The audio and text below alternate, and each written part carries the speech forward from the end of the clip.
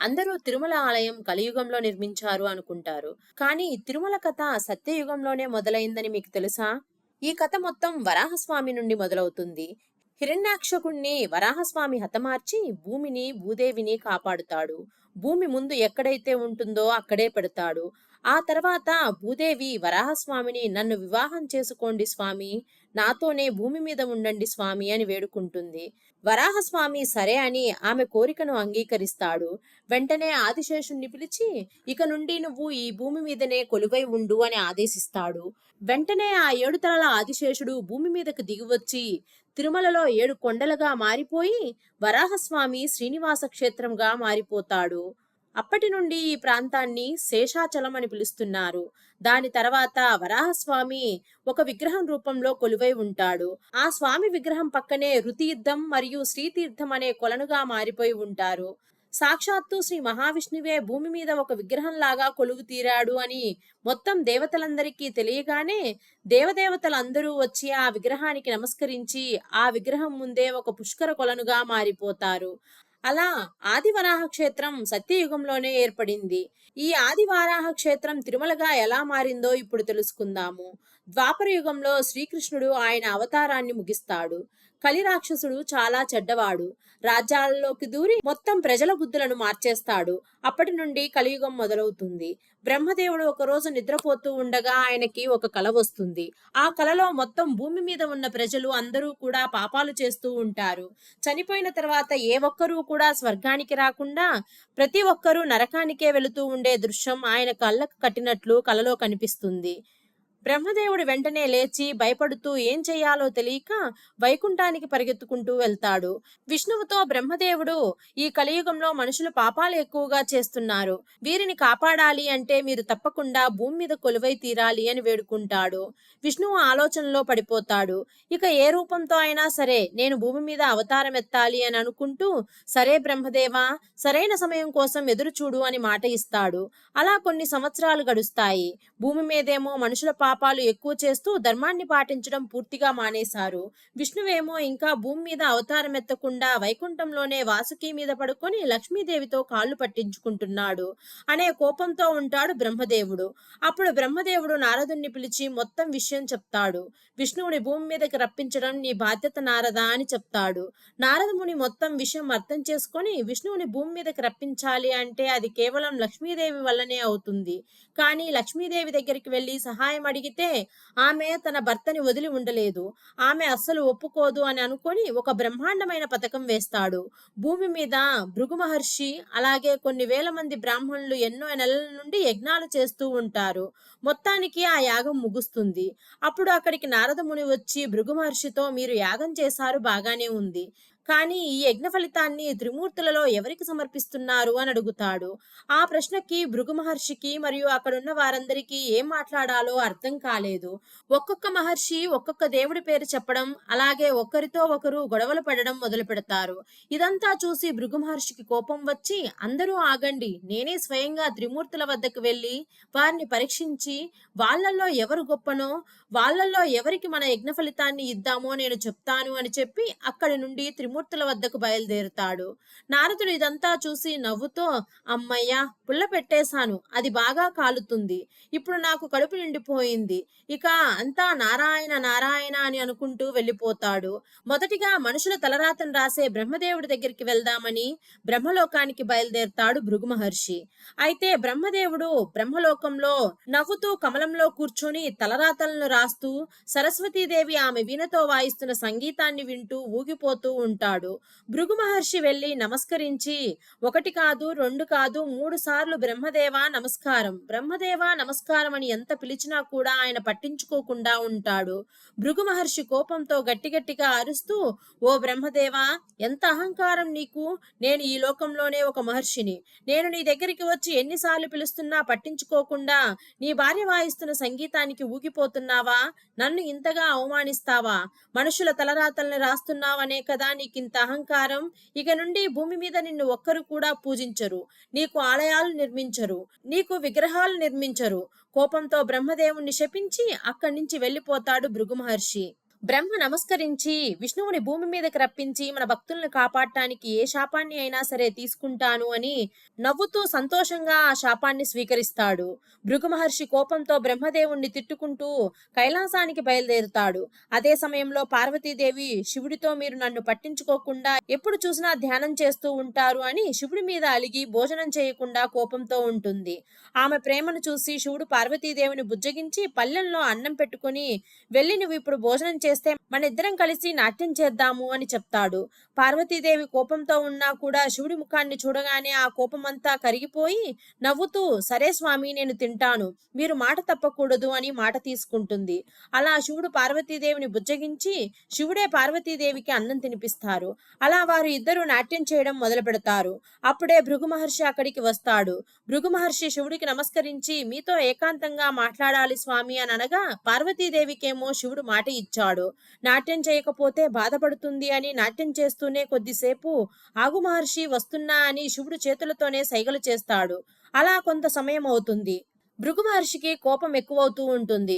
శివుడు నాట్యం ముగించుకొని ఒక్క నిమిషం పార్వతి ఇప్పుడే వస్తాను అని భృగు మహర్షి దగ్గరికి వచ్చి నమస్కరించి నా కోసం ఎదురు చూసినందుకు ధన్యవాదములు మహర్షి అని శివుడు చేతులు చాపి భృగు మహర్షిని కౌగలించుకోవడానికి వస్తుండగా భృగు మహర్షి కోపంతో చెయ్యి అడ్డుగా పెట్టి అసలు నువ్వు ఏం దేవుడివి, ఈ లోకంలో నాకన్నా గొప్ప మహర్షి ఎవరు లేరు, అలాంటిది నేను నిన్ను కలవడానికి వస్తే నీవు నీ భార్యతో నాట్యం చేస్తున్నావా అని నీవు నన్ను అవమానించావు, అగౌరవపరిచావు. నువ్వు ఎప్పుడు చూసినా ధర్మాలను ఉల్లంఘించి అడిగిన ప్రతి రాక్షసుడికి వరాలు ఇస్తున్నావు. నీ గొప్పను చూపించడానికి వరాలు ఇచ్చి భూమి మీద ఉన్న మా ప్రాణాలతో ఆడుకుంటున్నావు. నీలాంటి వాడి చేతులు నా మీద పడనివ్వను. నిన్ను భూమి మీద ఒక లింగ రూపంలోనే పూజిస్తారు అని చెప్పి కోపంతో ఊగిపోతూ అక్కడి నుంచి వెళ్లిపోతాడు భృగు మహర్షి. అది విన్న శివుడికి కోపం వస్తుంది. మెల్లగా త్రిశూలాన్ని తీసుకుంటాడు. అప్పుడు పార్వతీదేవి వచ్చి ఆ త్రిశూలాన్ని తీసుకుని శివుణ్ణి శాంతపరచడానికి ప్రయత్నిస్తుంది. బ్రాహ్మణుని చంపి ఆ పాపాన్ని మీ మీద వేసుకోకండి. సరస్వతి నాకు ఇప్పుడే చెప్పింది బ్రహ్మను కూడా శపించాడు అని. దీని వెనక ఏదో కారణం ఉంది. ఇప్పుడు ఆ మహర్షి నేరుగా విష్ణువు దగ్గరికి వెళ్తున్నాడు కదా, మా అన్న విష్ణువు ఆ భృగు మహర్షి అహంకారాన్ని తొలగిస్తాడు స్వామి అని చెప్పి శివుణ్ణి శాంతపరుస్తుంది. భృగు మహర్షికి ఇప్పటికే కోపం చాలా ఎక్కువ ఉంటుంది. బ్రహ్మ మరియు శివుడు ఇలా ఉంటే ఈ విష్ణువు ఎలా ఉంటాడో అనే ఆలోచనలో వైకుంఠానికి వెళ్తాడు. భృగు మహర్షి విష్ణువు దగ్గరికి వెళ్లి నమస్కరించి స్వామి మీతో మాట్లాడాలి అని అనగా విష్ణువు వాసుకి సర్పం మీద పడుకొని ఉంటాడు. ఆయన కాళ్ళ దగ్గరే లక్ష్మీదేవి కూర్చొని విష్ణువు కాళ్ళు ఒత్తుతూ ఉంటుంది. విష్ణువేమో నిద్రపోతూ ఉంటాడు. విష్ణువు కళ్ళు సరిగ్గా భృగు మహర్షి వైపే పెట్టి ఉంటాడు. భృగు మహర్షి ఎన్నిసార్లు పిలిచినా కూడా విష్ణువు నిద్ర నుండి లేవడు. భృగు మహర్షికి ఇక కోపం కట్టలు తెంచుకొని పరిగెత్తుకు వస్తాడు. అసలు మీరేం దేవుళ్ళు, ప్రతి ఒక్కరూ భార్యల మాయలో పడిపోయి ఉన్నారు. ఇలాంటి మీరు ఇక ఈ లోకాన్ని ఏమి కాపాడుతారు అని కోపంతో ఒక్కసారిగా పడుకొని ఉన్న విష్ణువు ఛాతి మీద తన్నుతాడు. అలా తన్నగానే భూమి మొత్తం దద్దరిల్లిపోతుంది. బ్రహ్మలోకమంతా అల్లకల్లోలమైపోతుంది. కైలాస పర్వతం కూడా భూకంపం వచ్చినట్లు కదిలిపోతుంది. శివుడికి పట్టరాని కోపం వస్తుంది. పార్వతీదేవి మాత్రం నవ్వుతూ శివుణ్ణి శాంతపరుస్తూ ఉంటుంది. భృగు మహర్షి తన్నిన తన్నుకు విష్ణువు నిద్రలేస్తాడు. లక్ష్మీదేవి కూడా ఉలిక్కి పడుతుంది. విష్ణువు నవ్వుతూ భృగు మహర్షి మీరు ఎప్పుడు వచ్చారు, నేను నిద్రపోతూ ఉన్నా మహర్షి, మీరు మాట్లాడింది నేను వినలేదు అని అంటాడు.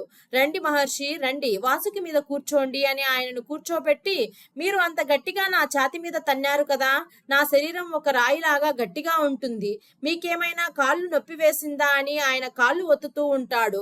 భృగు మహర్షి అప్పటికి కూడా కోపంతో ఊగిపోతూ ఉంటాడు.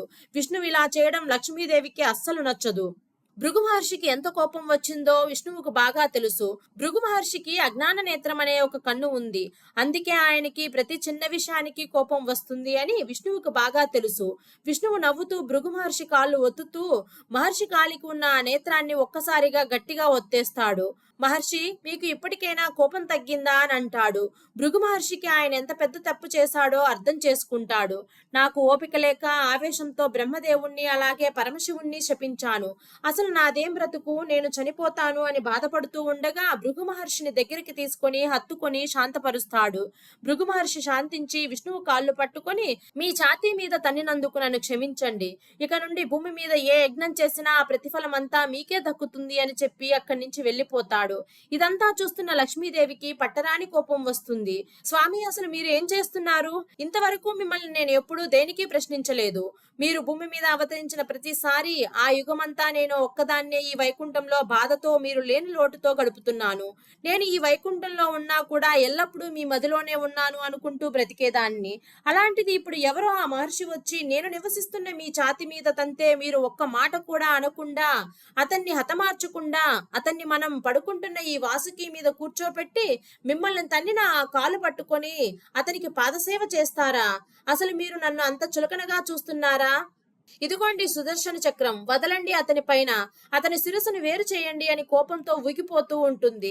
విష్ణువు మాత్రం, దేవి, అతనికి చిన్నప్పటి నుండి అతని కాలికి ఉన్న అజ్ఞాన నేత్రం వలన అహంకారం మరియు కోపం ఎక్కువ, అంతేకాని అతను చాలా మంచివాడు మరియు గొప్ప బ్రాహ్మణుడు కూడా అని ఎంత చెప్తున్నా కూడా లక్ష్మీదేవి మాత్రం శాంతించదు.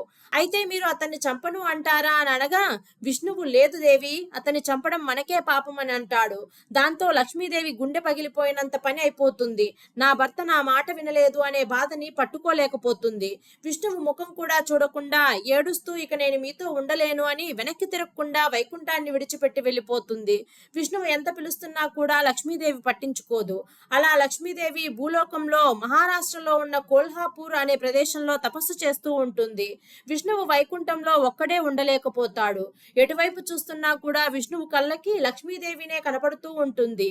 ఆయన భోజనం చేయకుండా బాధతో కన్నీరు పెట్టుకుంటూ బాధపడుతూ ఉంటాడు.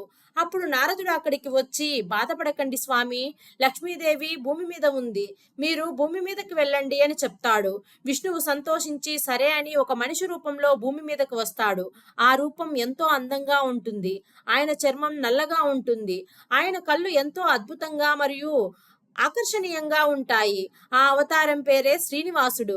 అలా శ్రీనివాసుడు భూమి మీద లక్ష్మీదేవి కోసం వెతుకుతాడు.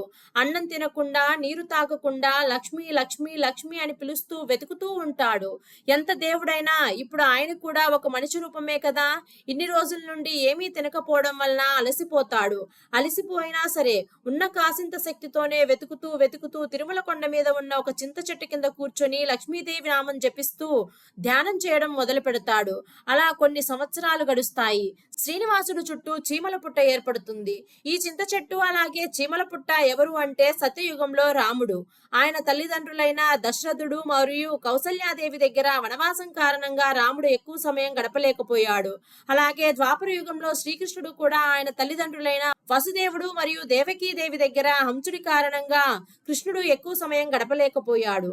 ఆ సమయంలోనే బ్రహ్మదేవుడు వీరి బాధను చూసి తట్టుకోలేక ఈ కలియుగంలో ఈ సమయంలోనైనా వాళ్ళ కొడుకుతో సమయం గడిపేలా దశరథుణ్ణి మరియు వసుదేవుణ్ణి చింత చెట్టులాగా, అలాగే కౌసల్యాదేవి మరియు దేవకీదేవిని చీమల పుట్టలాగా సృష్టించి ఉంటారు. ఎండావాన పడకుండా తల్లులైన కౌసల్యాదేవి మరియు దేవకీదేవులు ఈ చీమల పుట్టలో కాపాడుతూ ఉంటారు. నారదుడు భూమి మీదకు వచ్చి కొల్హాపూర్లో ఉన్న లక్ష్మీదేవి దగ్గరికి వెళ్లి, అమ్మా, మీరు వైకుంఠాన్ని వదిలి వెళ్లిపోయాక నారాయణుడు బాధను తట్టుకోలేకపోయాడు.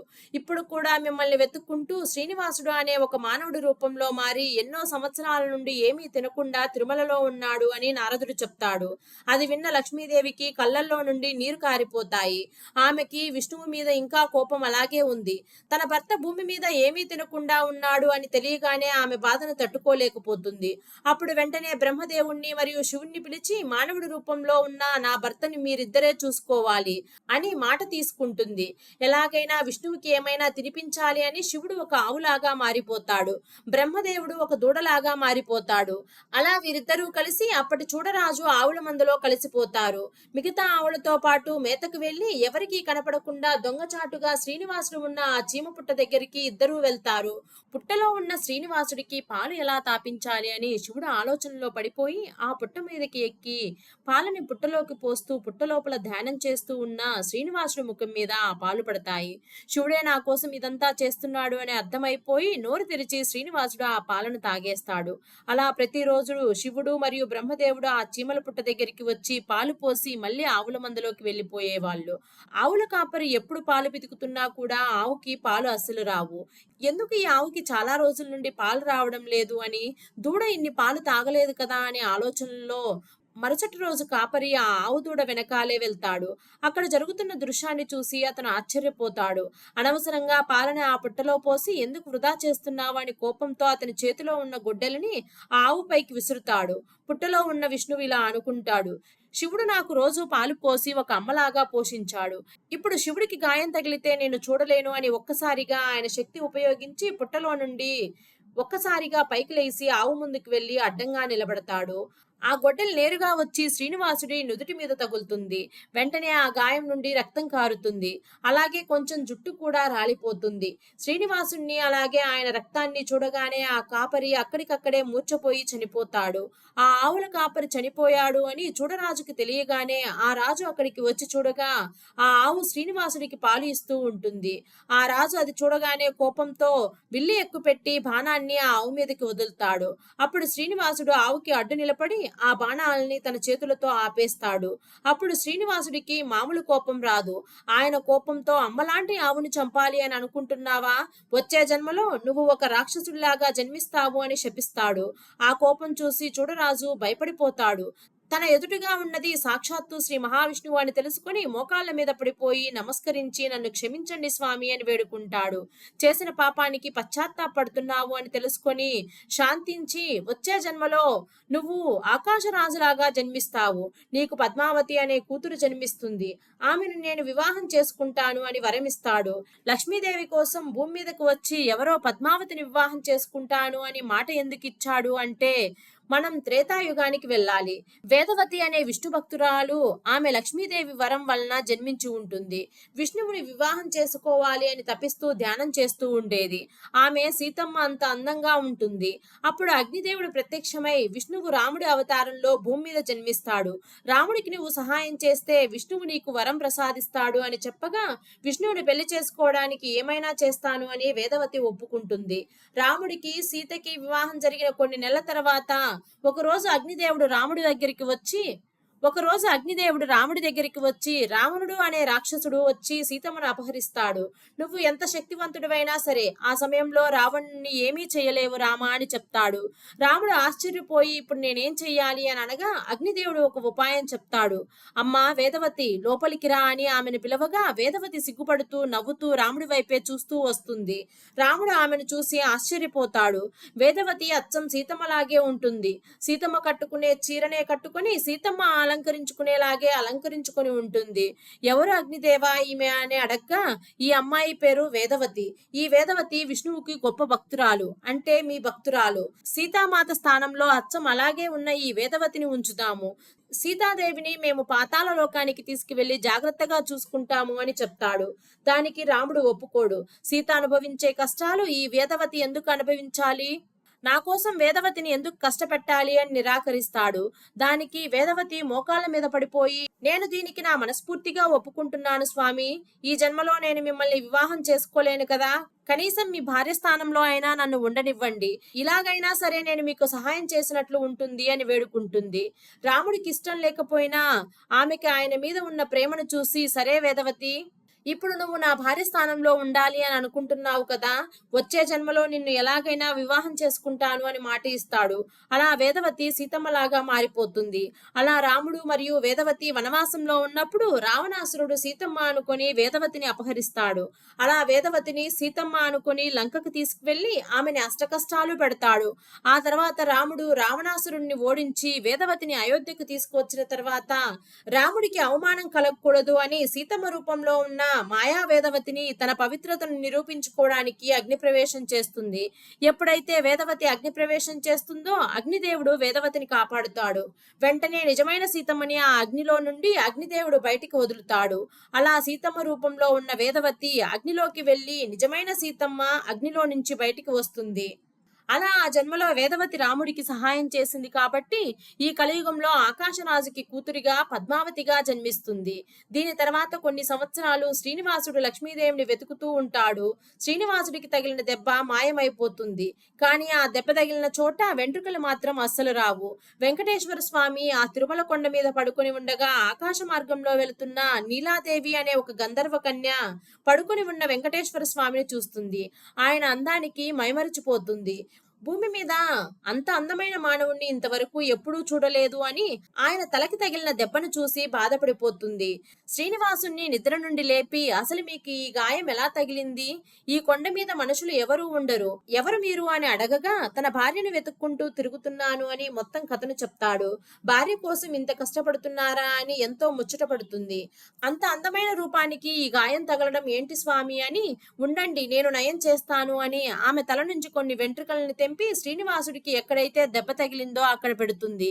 దానికి శ్రీనివాసుడు ఆనందించి, నా అందం కోసం నీ అందాన్ని పాడు చేసుకున్నావు కదా, కలియుగంలో ఈ కొండ మీదకు వచ్చిన నా భక్తులు వాళ్ళ జుట్టుని ఇచ్చే సాంప్రదాయం మొదలవుతుంది. ఆ జుట్టులో ఉండే శక్తి అంతా నీకే దక్కుతుంది అని వరమిస్తాడు. అలా మళ్ళీ ఎన్నో సంవత్సరాలు లక్ష్మీదేవి కోసం వెతుకుతూ ఉంటాడు. చోళరాజు కొన్ని సంవత్సరాల తర్వాత మరణిస్తాడు. మళ్ళీ ఆ చోళరాజే ఆకాశరాజులాగా జన్మిస్తాడు. ఆయనకి పెళ్లి అయ్యి ఆడపిల్ల జన్మిస్తుంది. ఆమెనే పద్మావతీ దేవి. ఆమె ఎంతో అందంగా ఉంటుంది. శ్రీనివాసుడు కూడా ఈ రూపం వదిలేసి పద్మావతిని వివాహం చేసుకోవాలి అనుకొని వకులాదేవికి జన్మిస్తారు. ఈ వకులాదేవి ఎవరు అంటే, ద్వాపర యుగంలో శ్రీకృష్ణుని వివాహం చూడలేకపోయాను అని కృష్ణుడి తల్లి యశోదాదేవి చాలా బాధపడుతుంది. అప్పుడు శ్రీకృష్ణుడు ప్రత్యక్షమయ్యి, అమ్మా మీరు బాధపడకండి, మీరు మళ్ళీ వకులాదేవిలాగా జన్మించి నా వివాహం మీరే చేస్తారు అని కృష్ణుడు వరమిస్తాడు. ఆమెనే ఈ కలియుగంలో వకులాదేవిలాగా జన్మించి శ్రీనివాసుడికి జన్మనిస్తుంది. వకులాదేవి చాలా పేదరికంలో ఉంటుంది, కానీ ఉన్నదాంతో ఎంతో సంతోషంగా ఉంటారు. అలా శ్రీనివాసుడికి మరియు పద్మావతీ దేవికి వివాహ వయస్సు వస్తుంది. ఒకరోజు పద్మావతీ దేవి తన స్నేహితులతో అడవిలో పూలు కోస్తూ ఉండగా అకస్మాత్తుగా పెద్ద అడవి ఏనుగు వారిపైన దాడి చేస్తుంది. వారు అందరూ ప్రాణభయంతో పరుగులు పెడుతూ ఉంటారు. అలా పరిగెత్తుతూ శ్రీనివాసుడి ఇంటి వైపు వెళ్తారు. పద్మావతి గట్టిగా అరుస్తూ, స్వామి విష్ణువు కాపాడు అని ప్రార్థించగా, దాడి చేస్తున్న అడవి ఏనుగుని తన చేతులతో శ్రీనివాసుడు ఆపేస్తాడు. అలా ఏనుగును ఆపుతూ పద్మావతిని చూస్తాడు. పద్మావతి కూడా శ్రీనివాస స్వామిని చూస్తుంది. ఆ మొదటి చూపులోనే ఒకరితో ఒకరు ప్రేమలో పడిపోతారు. ఆ అడవి ఏనుగుని శాంతపరిచి అడవిలోకి పంపిస్తాడు శ్రీనివాసుడు. పద్మావతీదేవి చేతిలో ఉన్న పువ్వుని నవ్వుతూ సిగ్గుపడుతూ శ్రీనివాసుడికి ఇస్తుంది. శ్రీనివాసుడు కూడా నవ్వుతూ ఆమె వైపే చూస్తూ పువ్వు తీసుకుంటాడు. అలా అప్పటి నుండి ప్రతిరోజు ఇద్దరూ కలుసుకుంటూ ప్రేమలో మునిగిపోతారు. పద్మావతీదేవియే మనం వివాహం చేసుకుందాము అని మొదటగా అడుగుతుంది. శ్రీనివాసుడు కూడా నువ్వంటే నాకు చాలా ఇష్టము, వివాహం చేసుకుందాము అని ఒప్పుకుంటాడు. కానీ నేను చాలా పేదవాడిని, నువ్వేమో మహారాణివి, మీ తండ్రి ఒప్పుకుంటాడో ఒప్పుకోడో, ఒప్పుకున్నా కూడా మనం వివాహం ఎలా చేసుకోవాలి అని అంటాడు.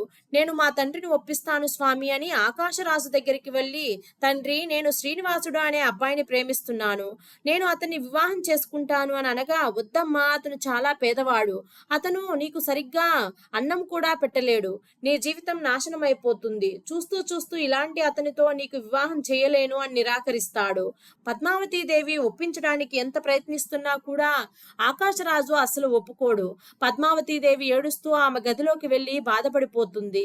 ఆ రోజు రాత్రి ఆకాశరాజు కలలోకి విష్ణువు వచ్చి ముందు జన్మలో ఆయనకి ఇచ్చిన వరం గుర్తు చేస్తాడు. అలాగే ఒక రహస్యం ఆయన చెవిలో చెప్తాడు. ఉదయం వెంటనే ఆకాశరాజు లేచి గదిలోకి వెళ్లి చూడగా పద్మావతీదేవి అక్కడ ఉండదు.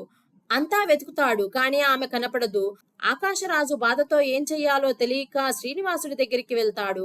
ఆ ఇంటి బయటే పద్మావతీదేవి శ్రీనివాసుడితో కూర్చొని ఉంటుంది. నువ్వు చేసింది తప్పు దేవి, ఇలా నువ్వు నా కోసం వచ్చేస్తావు అని తెలిస్తే మీ తండ్రి గారు చాలా బాధపడిపోతారు అని చెప్తాడు. ఆకాశరాజు అది విని వాళ్ళ దగ్గరికి వెళ్ళి, అమ్మా పద్మావతి, మీ వివాహానికి నేను ఒప్పుకుంటున్నాను, కానీ ఈ వివాహం నువ్వే చెయ్యాలి శ్రీనివాస, అలాగే నువ్వే మా అమ్మాయికి ఎదురు కట్నం ఇవ్వాలి అని చెప్తాడు. విష్ణువు ఆకాశరాజుకి చెవులో చెప్పిన రహస్యం ఇదే. ఇదంతా విష్ణువు లీల. శ్రీనివాసుడు నవ్వుతూ, సరే మామగారు అని చెప్తాడు. శ్రీనివాసుడు ఈ వివాహానికి అయ్యే ఖర్చు ఎలా చెయ్యాలో తెలియక ధనానికి దేవుడైన కుబేరుడి ఇంటికి వెళ్తాడు. కుబేరుడికి వచ్చింది ఆ శ్రీనివాసుడి రూపంలో ఉన్న విష్ణువు అని బాగా తెలుసు. చెప్పండి స్వామి మీకేం కావాలి అని అనగా, నాకు వివాహం నిశ్చయమైంది, నా పెళ్లికి ఖర్చు అవుతుంది, నువ్వే నాకు అప్పు ఇచ్చి నన్ను ఆదుకోవాలి అని అడుగుతాడు. సరే స్వామి అని 14 లక్షల రామమూర్తి నాణ్యాలను అప్పుగా ఇస్తాడు. శ్రీనివాసుడు ఆ అప్పును తీసుకుని ఈ కలియుగం అంతమయ్యేలోపు వడ్డీతో సహా నీ అప్పును తీరుస్తాను అని మాట ఇస్తాడు. కుబేరుడు నవ్వుతూ, ఇది కలియుగం స్వామి, ఈ కలియుగంలో మాట ఒక్కటే సరిపోదు, మీ వైపు నుండి 2 సాక్షులుగా ఉండి వారి సంతకాలు కూడా కావాలి అని అడుగుతాడు. అప్పుడు శ్రీనివాసుడు బ్రహ్మదేవుణ్ణి మరియు శివుణ్ణి సాక్షులుగా పిలుస్తారు. ఆ విధంగా శివుడు మరియు బ్రహ్మదేవుడు ఒక ఒప్పందం మీద సంతకం చేసి ఇస్తారు.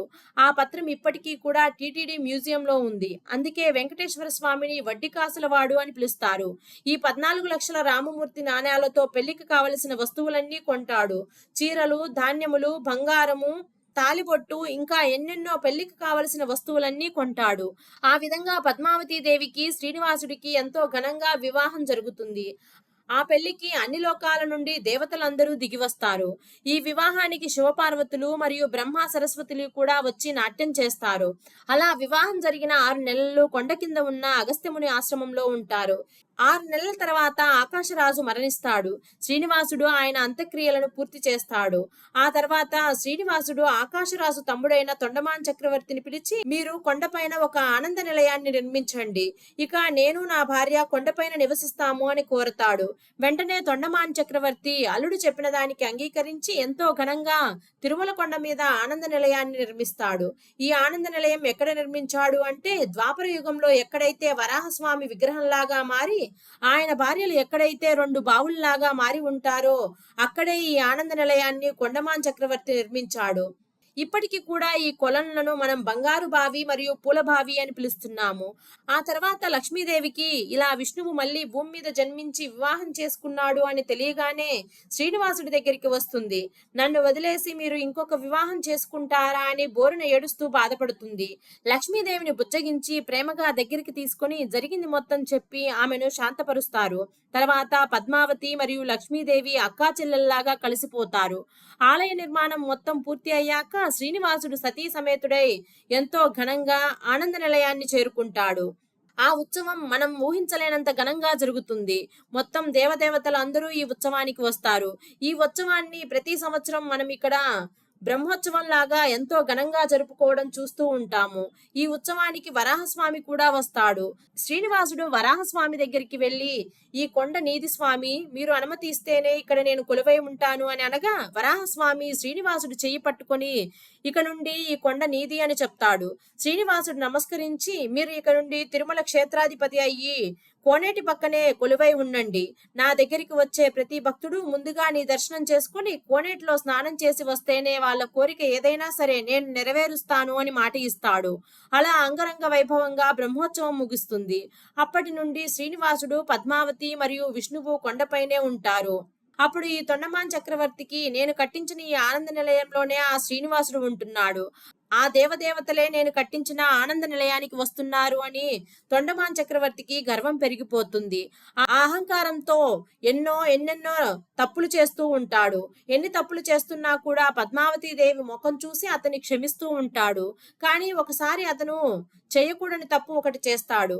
అదేంటి అంటే, శ్రీనివాసుడు ఏకాంత సమయంలో ఉన్నప్పుడు నేను కట్టించిన ఈ నిలయానికి నేను ఎప్పుడైనా రావచ్చు అనే గర్వంతో ఆనంద నిలయానికి వస్తాడు. అప్పుడు శ్రీనివాసుడు ఆయన 2 భార్యలతో ఏకాంత సమయం గడుపుతూ ఉంటాడు. ఆ సమయంలో కొండమాన్ చక్రవర్తి రావడంతో శ్రీనివాసుడికి పట్టరాని కోపం వస్తుంది. అసలు నీవు మనిషివేనా? ఈ సమయంలో మేము ఏకాంతంగా ఉన్నాము అని తెలిసి కూడా అహంకారంతో లోపలికి వస్తావా అని మేము ఇక్కడ ఉండము. పద్మావతి, లక్ష్మి, పద వైకుంఠానికి వెళ్లిపోదామని కోపంతో అంటాడు. కొండమాన్ చక్రవర్తి తాను చేసిన తప్పును తెలుసుకొని ఆయన కాళ్ళ మీద పడిపోయి, స్వామి, దయచేసి నేను చేసిన తప్పుని క్షమించండి, మీరు ఎక్కడికి వెళ్ళకండి, మీరు కానీ ఇప్పుడు ఇక్కడి నుంచి వెళ్ళిపోతే నేను ఇక్కడే ప్రాణత్యాగం చేసుకుంటా అని ఎంతగానో బాధపడుతూ కన్నీళ్లు పెట్టుకుని వేడుకుంటాడు. అప్పుడు శ్రీనివాసుడు శాంతించి, నేను ఈ రోజు నుండి కేవలం ఒక శిలారూపంలోనే ఈ కొండ మీద కొలువై ఉంటాను. శిలారూపంలో ఉన్నప్పటికీ నా కళ్ళ ముందు జరిగే ప్రతి విషయాన్ని స్వయంగా నేను చూస్తూ ఉంటాను. నా కోసం నా భక్తులు 7 కొండలు ఎక్కి నన్ను దర్శించుకుంటారు. వారికి ఏ లోటు రాకుండా అన్ని ఏర్పాట్లు నువ్వే చెయ్యాలి. నాకు నా భక్తులు వచ్చి వాళ్ళ జుట్టును నా కోసం అర్పించిన వాళ్ళు నాకు జుట్టు ఇచ్చిన ఆ గంధర్వ కన్యకు సహాయం చేసినట్లే లెక్క. అలాగే ఎవరు నాకు డబ్బులు ఇచ్చినా ఆ డబ్బులు నేను అప్పు చేసిన కుబేరుడికి ఇచ్చినట్లు నేనే నా భక్తులని నా కొండ మీదకి పిలుచుకుంటాను. అలా నా కొండ మీదకి పిలుచుకున్న వారందరికీ వారి కోరికలను, వారి కష్టాలను తీరుస్తాను అని చెప్పి సతీ సమేతుడై శిలారూపంలోకి మారిపోతారు. అందుకే ఇప్పటికీ కూడా శ్రీ వెంకటేశ్వర స్వామి ఎడమ ఛాతి మీద లక్ష్మీదేవి, కుడి ఛాతి మీద పద్మావతి దేవి కొలువై ఉంటారు. అప్పటి నుండి ఇప్పటి వరకు మనం శ్రీనివాసుని దర్శించుకోవడానికి 7 కొండలు ఎక్కి ఆయన్ని చూస్తున్నాము. ఎలా అయితే మనము శ్రీనివాసుని, ఆ వెంకటేశ్వర స్వామిని దర్శించుకుంటామో అదే విధంగా దేవతలు కూడా తిరుమలలో మనతో పాటు కొండలు ఎక్కి స్వామిని దర్శించుకుంటారు అని భావన.